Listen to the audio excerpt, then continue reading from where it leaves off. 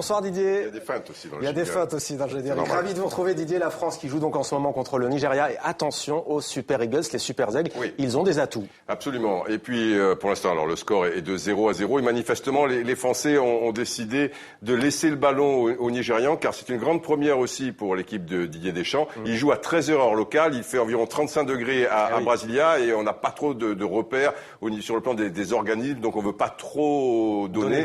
Et ça peut être un handicap certain pour les Français qui évidemment sont tout de même largement favoris.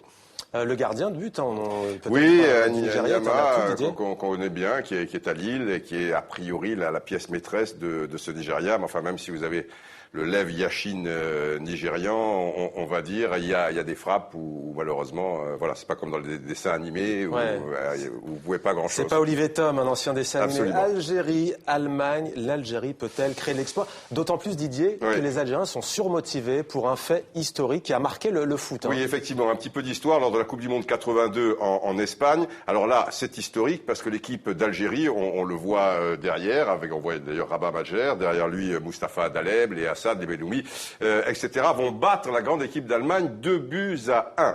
Mais c'est une poule, il y a 3 matchs. Et pour le 3e match, l'Algérie dispute sa rencontre avant Allemagne-Autriche, qui sont également concernés par la qualification. Et si l'Allemagne bat l'Autriche avec un but d'écart, les deux équipes, l'Allemagne et l'Autriche, sont qualifiées.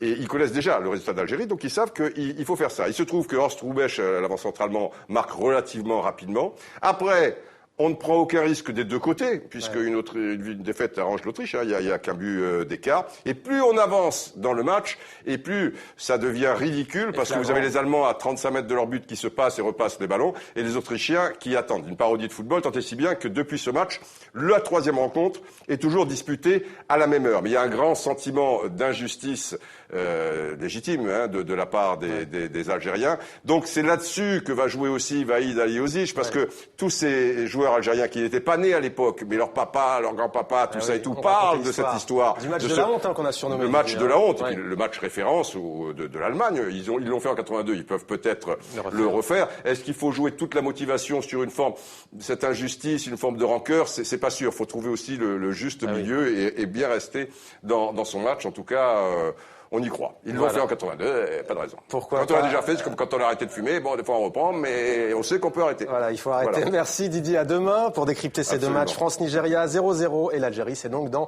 un peu moins de 4 heures maintenant.